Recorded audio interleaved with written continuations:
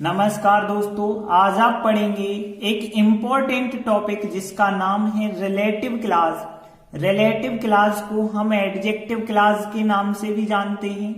परीक्षा में आपको आता है रिलेटिव क्लॉज से वाक्य जोड़िए, या रिलेटिव प्रोनाउन से वाक्य जोड़िए, या हु से वाक्य जोड़िए, या विच से वाक्य जोड़िए।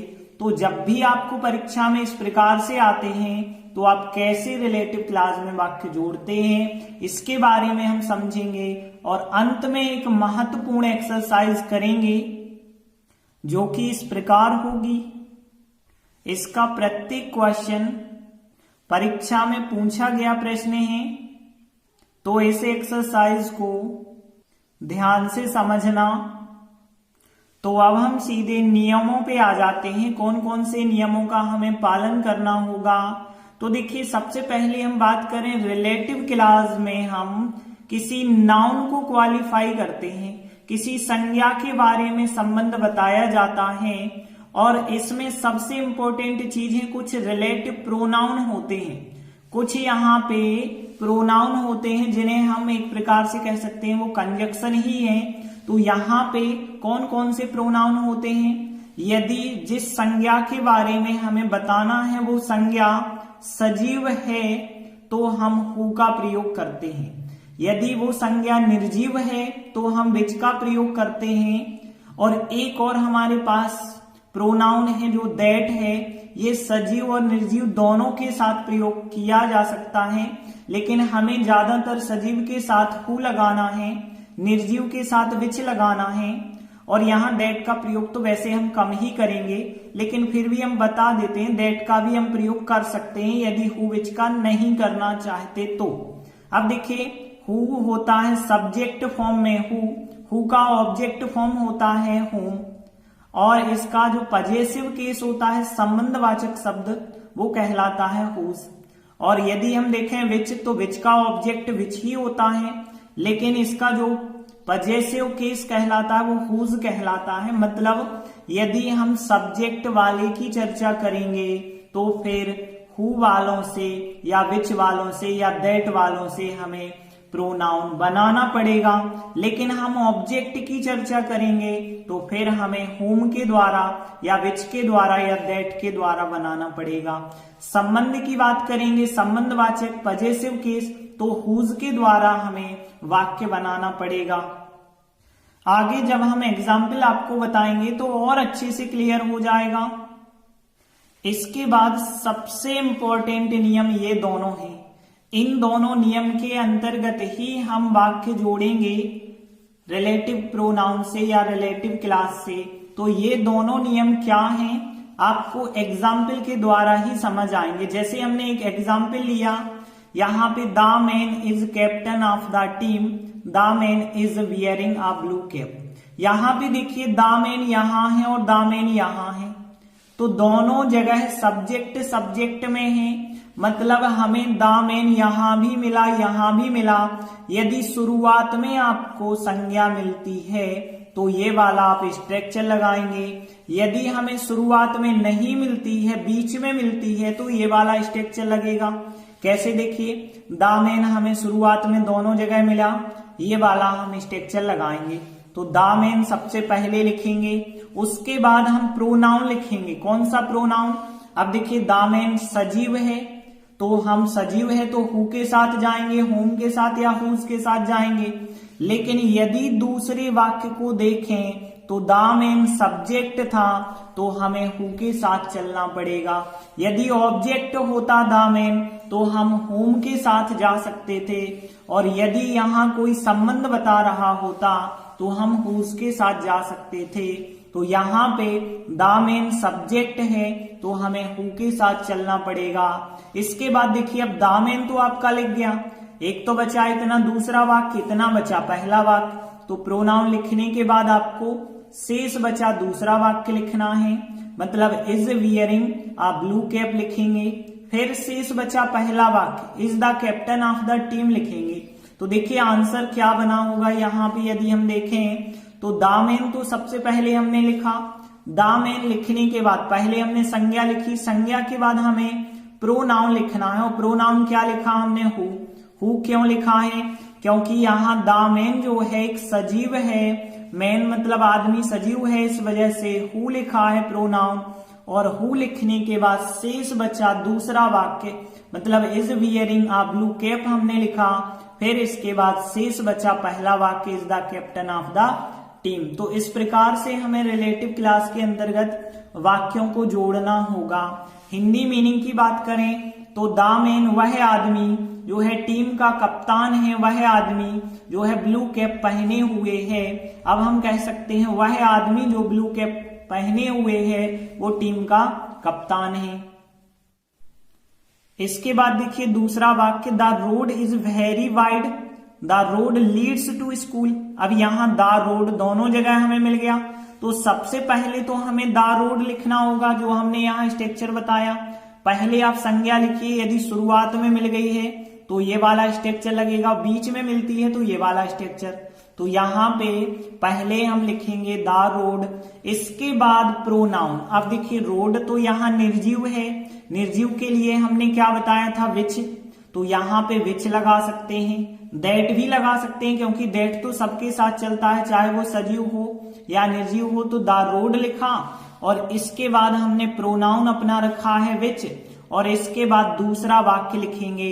अब लेकिन द रोड आपको नहीं लिखना, लीड्स टू द स्कूल लिखेंगे, और फिर इसके बाद शेष बचा पहला वाक्य इज वेरी वाइड लिख देंगे। तो इस प्रकार से देख सकते हैं आंसर जो बना, द रोड लिखा, इसके बाद हमने प्रोनाउन लिखा या तो विच या दैट। तो यहाँ पे दैट भी लगा सकते हैं लेकिन ज्यादातर आपको विच लगाना परीक्षा में, तो विच लगाएंगे। इसके बाद दूसरा वाक्य हमने लिखा है और फिर बाकी बचा हुआ पहला वाक्य लिखा है। हिंदी मीनिंग की बात करें तो वह सड़क जो स्कूल जाती है बहुत चौड़ी है। अगला वाक्य देखिए, the women is the new clerk, the principal was talking to the women. अब यहां द वुमेन और यहां भी द वुमेन मिला, तो देखिए यहाँ पे शुरुआत में द वुमेन मिला है मतलब पहला ही स्ट्रक्चर चलेगा, तो हम द वुमेन लिखेंगे सबसे पहले। अब द वुमेन लिखने के बाद हमें प्रोनाउन सजीव वाला लगाना पड़ेगा, या तो हु लगाएंगे या हुम लगाएंगे या तो हुज लगाएंगे। लेकिन अब हम देखेंगे तो दूसरी बार जो द वुमेन है वो ऑब्जेक्ट की जगह है, तो ऑब्जेक्ट की जगह है तो हु का ऑब्जेक्ट फॉर्म आपको लगाना पड़ेगा, और हु का ऑब्जेक्ट फॉर्म हमने क्या बताया, होम होता है। तो देखिए हु का ऑब्जेक्ट फॉर्म होम होता है और ज्यादातर, लेकिन अब हु का ऑब्जेक्ट फॉर्म हु को ही माने जाना लगा है, तो इस वजह से आप हु लगा दें तो भी चल जाएगा, हुम लगा दें तो भी चल जाएगा। तो देखिए यहाँ द वुमेन सबसे पहले हमने लिखा और द वुमेन के बाद हमने लिखा होम, और इसके बाद हमने बताया ना दूसरा वाक्य हमें लिखना होता है। तो the principal was talking to the women जो था, अब द वुमेन तो हमारा लिख गया था, तो इतना छोड़ के शेष बचा वाक्य the principal was talking to, और फिर इसके बाद जो पहला शेष वाक्य बचा है इज द न्यू क्लर्क, वो आप लिख देंगे। तो इस प्रकार से आंसर बन जाएगा, और होम की जगह आप हु भी लिख सकते हैं क्योंकि होम जो ऑब्जेक्टिव है उसको हु भी अब माने जाना लगा है, तो इस वजह से ऐसा आप बना सकते हैं। हिंदी मीनिंग की बात करें, वह औरत जो कि प्रिंसिपल से बात कर रही थी या जिससे प्रिंसिपल बात कर रहे थे वो न्यू क्लर्क है। अगला वाक्य देखिए, the film was very interesting, I saw the film yesterday. यहाँ पे द फिल्म, यहाँ पे द फिल्म, लेकिन यहाँ पे जब हमें शुरुआत में द फिल्म मिल गया तो द फिल्म लिखेंगे पहले। अब द फिल्म सजीव तो होती नहीं है, फिल्म तो निर्जीव होगी, तो विच लगाना होगा हमें। तो यहाँ पे हम क्या लिखेंगे, द फिल्म, और फिर लगाएंगे प्रोनाउन, और वो प्रोनाउन कौन सा होगा, विच होगा।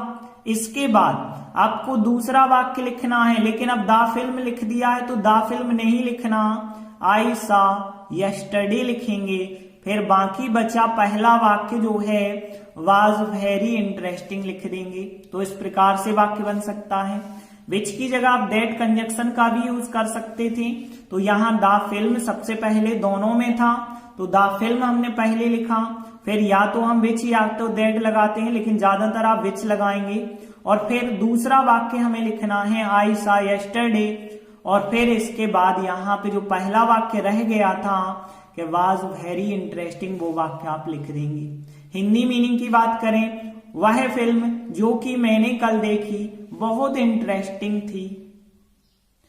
तो देखिए एक स्ट्रक्चर तो आपको समझ आ गया। यदि शुरुआत में हमें नाउन मिल जाती है तो हम इस स्ट्रक्चर का प्रयोग करते हैं, लेकिन मान के चलिए शुरुआत में ना मिले आपको नाउन तो इस स्ट्रक्चर का प्रयोग करना होगा।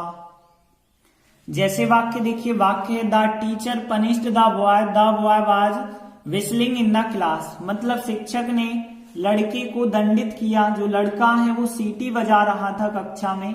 अब यहाँ पे देखिए द बॉय यहाँ पे है, द बॉय यहाँ पे है, लेकिन यहाँ द बॉय आपको बीच में मिला है, शुरुआत में तो नहीं मिला। तो शुरुआत में अब आपकी प्रोनाउन नहीं आने वाली, शुरुआत में ना नाउन आएगी ना प्रोनाउन आएगी। तो वाक्य जो है जिस स्ट्रक्चर का प्रयोग करना है वो स्ट्रक्चर क्या था, तो इतना तो पहला वाक्य आपको सीधा लिखना है। तो the teacher punished the boy तो हम सीधा लिखेंगे, लेकिन दोबारा जो द बॉय आ रहा है उस द बॉय की जगह कोई प्रोनाउन लिखेंगे, और यहां द बॉय सब्जेक्ट के रूप में है, तो सजीव मतलब हु का सब्जेक्ट फॉर्म ही तो लिखना होगा, तो हु लिखेंगे। इसके बाद दूसरा वाक्य लिख देंगे। मतलब जो हमने स्ट्रक्चर बताया था, पहला वाक्य नाउन के साथ लिखना है, फिर बीच में हमें प्रोनाउन जोड़ना है, फिर दूसरा शेष वाक्य जो है उसे लिख देना है। तो देखिए इस प्रकार से आंसर बनेगा। फिर the teacher punished the boy, इतना तो हमने लिखा। इसके बाद अब हम द बॉय ना लिखेंगे, द बॉय की जगह क्या लिखेंगे, हु लिखेंगे, और फिर जो दूसरा वाक्य है उसे हम वैसा ही लिख देंगे। तो ये बहुत ज्यादा आसान है, इसमें कोई प्रॉब्लम नहीं है, क्योंकि जैसा वाक्य आप वैसे ही बनाते चलिए। जैसे the teacher punished the boy, हमने पहला वाक्य तो जैसा है वैसे ही लिख दो, लेकिन दोबारा द बॉय ना लिख के द बॉय का प्रोनाउन लिख दो, और द बॉय का प्रोनाउन क्या होगा, हु होगा। तो हु लिख दो, क्योंकि सजीव है इसलिए हु, और ये सब्जेक्ट में लिखा है इस वजह से हु लिखा है, और फिर जो वाक्य है वो वाक्य लिख दीजिए। तो इस प्रकार से आंसर बन जाएगा। इसके बाद देखिए अगला वाक्य है she is sitting in the room, the room is next to the hall. मतलब वह कमरे में बैठी है, कमरा जो है हॉल के आगे है। तो यहाँ पे देखिए द रूम यहाँ है, द रूम यहाँ है, यहाँ द रूम आपको बीच में मिल रहा है, तो बीच में ही हमारा प्रोनाउन आएगा। जैसा हमने ऊपर का वाक्य बनाया, तो she is sitting in the room वैसे ही रहेगा पहला वाक्य, और यहां पे आ जाएगा द रूम की जगह प्रोनाउन, और यहां द रूम है निर्जीव, निर्जीव के साथ आपको विच लगाना, दैट भी आप लगा सकते हैं। तो यहां पे हम क्या लगाएंगे, फिर विच लगाएंगे, और जैसा वाक्य बचा है वैसा हम लिख देंगे। तो आंसर देखिए क्या हो जाएगा, यहाँ पे she is sitting in the room, पहला वाक्य जैसा था वैसे ही लिखा। अब द रूम हम दोबारा नहीं लिखेंगे, इसकी जगह या तो विच या दैट लिख सकते हैं, और फिर is next to the hall जो वाक्य था वो वाक्य लिख देंगे। अगला वाक्य देखिए, our neighbour is moving to another house, our neighbour's wife died last month. इसका मतलब क्या है, हमारे पड़ोसी किसी दूसरे घर में जा रहे हैं, और फिर बता रहे हैं हमारे पड़ोसी की जो पत्नी है वो पिछले महीने मर गई। अब यहाँ पे देखिए इन दोनों वाक्यों को हमें रिलेटिव प्रोनाउन के द्वारा जोड़ना है। तो कैसे जोड़ेंगे, यहाँ पे आवर नेबर और यहाँ पे भी आवर नेबर है। अब शुरुआत में मिल गया, तो अब हम अपना जो पहला स्ट्रक्चर लगा रहे थे ना वही लगाएंगे, लेकिन ध्यान देना यहाँ पे आवर नेबर तो है, लेकिन यहाँ आवर नेबर्स वाइफ है, तो यहाँ पे बस ध्यान देना। तो हम आवर नेबर तो लिखेंगे, लेकिन यहाँ पे फिर हमें दूसरे वाक्य का आवर नेबर ना लिख के उसकी जगह हुज लिखा हमने। क्यों लिखा, क्योंकि यहाँ संबंध बता रहे हैं ना कि हमारे पड़ोसी जो थे उनकी वाइफ, तो अब हुज वाइफ यहाँ लिखना पड़ेगा, क्योंकि संबंध बताया जा रहा। हु नहीं लिख सकते, क्योंकि अब यहाँ पे जो हमारे पड़ोसी हैं उनकी पत्नी, तो हुज वाइफ लिखा। इसके बाद दूसरा वाक्य और बाकी बचा हुआ पहला वाक्य। तो जैसा हम पहले स्ट्रक्चर में चल रहे थे वैसे ही चलेंगे, बस यहाँ पे जो आवर नेबर्स वाइफ हैं इनकी जगह पे हुज वाइफ लिखना है। तो जो प्रोनाउन है वो ध्यान रखना यहाँ हुज लगेगा क्योंकि यहाँ पे संबंध बताया गया। तो पहले हमने संज्ञा जो अवर नेवर थी वो लिखी, इसके बाद हमें क्या करना होता है, प्रोनाउन लिखना होता है। प्रोनाउन हुज इस्तेमाल किया, हुज वाइफ, और फिर दूसरा वाक्य आपको लिखना है, फिर बाकी बचा पहला वाक्य लिखना है। और हिंदी मीनिंग क्या हो जाएगा, हमारे पड़ोसी जिनकी पत्नी पिछले महीने मर गई वो क्या हो रहे हैं, दूसरे मकान में जा रहे हैं। एक और इसी प्रकार से वाक्य देखते हैं, the boy is a student of our school, the boys brother was injured in an accident. इसका मतलब क्या है, वह लड़का हमारे स्कूल का एक छात्र है, उस लड़के का जो भाई है वो एक एक्सीडेंट में घायल हो गया था। तो अब इस वाक्यों को हम कैसे रिलेटिव प्रोनाउन के द्वारा जोड़ेंगे, द बॉय तो दोनों जगह है, द बॉय लिखेंगे, लेकिन द बॉय का ब्रदर है, इसका मतलब है हुज ब्रदर हमें करना होगा। यहां भी तो संबंध बता रहे ना, तो यहाँ द बॉय लिखा, द बॉय के बाद यहाँ पे हुज ब्रदर करना होगा, हुज यहाँ प्रोनाउन लगाना होगा। दूसरा वाक्य फिर हमें लिखना है और बाकी बचा पहला वाक्य लिखना है। तो इस प्रकार से आंसर बनाया जाएगा। तो हमने जो है सभी नियम समझ लिए हैं रिलेटिव क्लास के। अब हम सीधे एक्सरसाइज पे आ जाते हैं। तो देखिए एक्सरसाइज का पहला वाक्य, the man has not come for 2 days, the man brings milk. कहा गया है combine to make a complex sentence using relative clause. Relative clause का उपयोग करते हुए कॉम्प्लेक्स सेंटेंस बनाना है। तो देखिए हम कैसे बनाएंगे। सबसे पहले यहाँ दामेन, यहाँ दामेन, और हमने आपको बताया था यदि सब्जेक्ट वाली नाउन रिपीट होती है तो इस स्ट्रक्चर का हम प्रयोग करते हैं। सबसे पहले हम लिखेंगे यहाँ पे दामेन, सबसे पहले हमें लिखना होगा, इसके बाद हम प्रोनाउन। तो देखिए दूसरे वाक्य का सब्जेक्ट द प्रोनाउन रिपीट हो रहा है, और यदि सब्जेक्ट रिपीट हो रहा है तो हमें हु वाले का फॉर्म लगाना होगा, और सब्जेक्ट ही फॉर्म लगाएंगे क्योंकि सब्जेक्ट रिपीट हो रहा है। ऑब्जेक्ट रिपीट होता तो ऑब्जेक्ट फॉर्म लगाते। तो यहाँ पे दामेन सबसे पहले हमने संज्ञा लिखी, फिर प्रोनाउन लिख दिया हु, शेष बचा दूसरा वाक्य। अब दामेन तो लिख गया है, शेष बचा दूसरा वाक्य क्या है, यहाँ पे ब्रिंग्स मिल्क है, तो ब्रिंग्स मिल्क लिखेंगे। इसके बाद देखिए पहला वाक्य जो शेष बचा है वो कितना बचा है, has not come for 2 days बचा है, has not come for 2 days। जितना भी वाक्य बचा है वो वाक्य आप लिख देंगे, तो इस प्रकार से आंसर बन जाएगा। हिंदी मीनिंग की बात करें तो वह आदमी जो दूध लाता है वो 2 दिन से नहीं आया है। अगला सेकंड वाक्य देखिए, the boy is my brother, he is wearing a red cap. Combine the sentence in a relative class. फिर रिलेटिव क्लास में हमें वाक्य को जोड़ना है।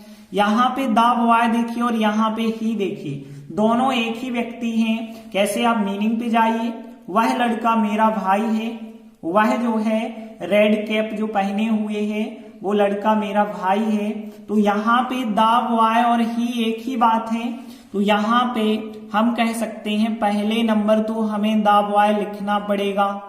अब जब हमने द बॉय लिखा तो अब हमारा स्ट्रक्चर क्या है, नाउन यदि शुरुआत में आप लिख देते हो तो फिर आता है प्रोनाउन। प्रोनाउन कौन सा आएगा, अब देखिए दूसरे वाक्य में द बॉय जो है वो सब्जेक्ट है, तो प्रोनाउन आएगा फिर हु। इसके बाद आप दूसरा वाक्य लिखते हैं शेष बचा हुआ, तो शेष बचा हुआ कितना है, इज वियरिंग पहने हुए है, आ रेड कैप लाल टोपी पहने हुए है, और फिर जो है पहला वाक्य बचा इज माई ब्रदर, तो यहाँ पे जो वाक्य बचा है इज माई ब्रदर लिख देंगे। तो इस प्रकार से हमारा आंसर बन जाएगा रिलेटिव क्लास में।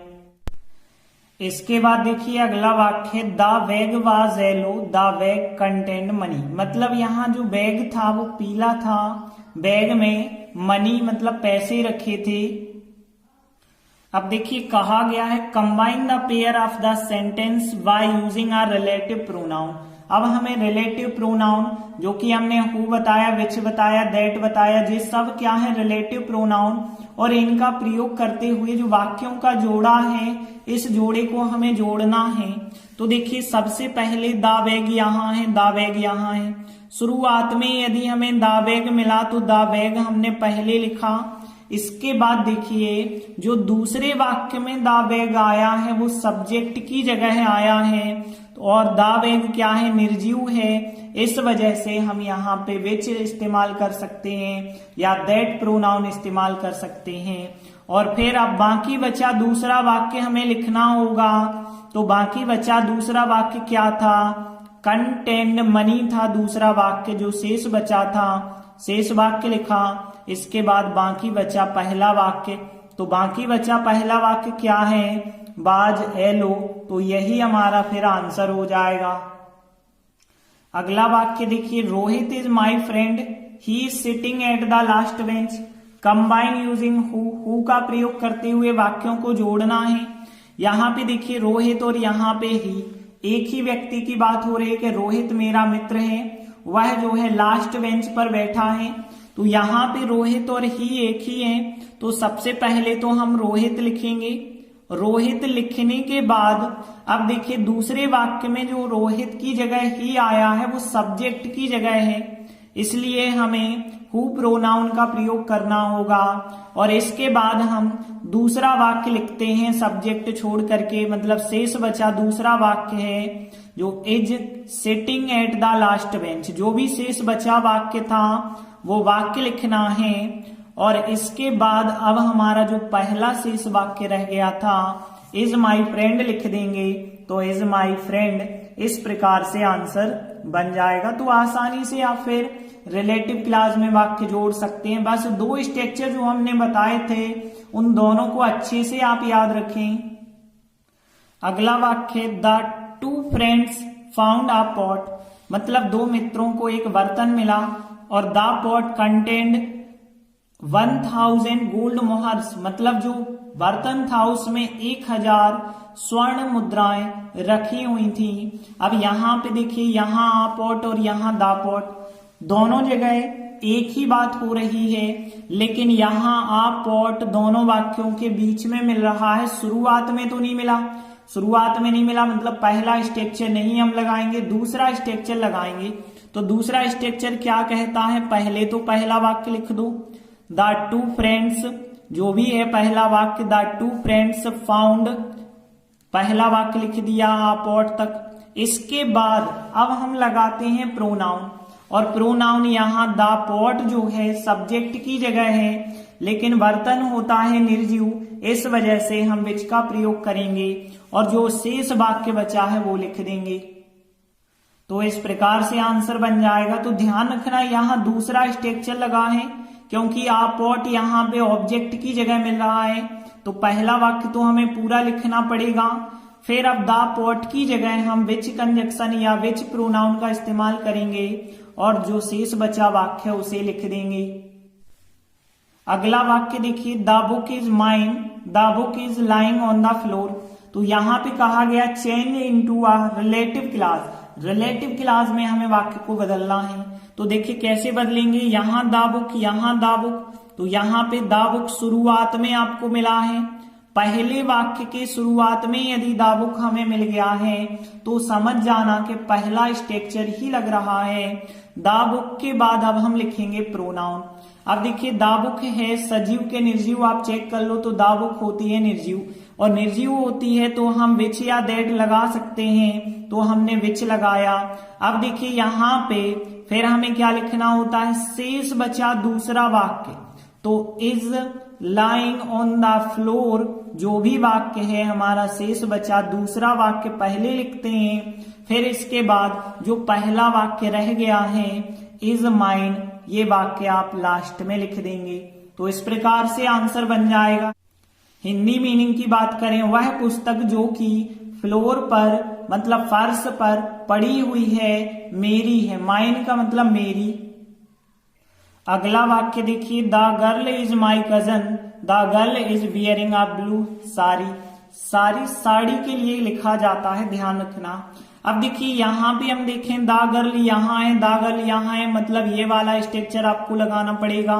सबसे पहले हमने लिखा दा गर्ल, दा गर्ल लिखने के बाद हमें प्रोनाउन लिखना है। अब देखिए सब्जेक्ट के रूप में दा गर्ल इस्तेमाल किया गया है। सजीव यदि सब्जेक्ट होता है तो हु प्रोनाउन आता है, तो हु प्रोनाउन आएगा।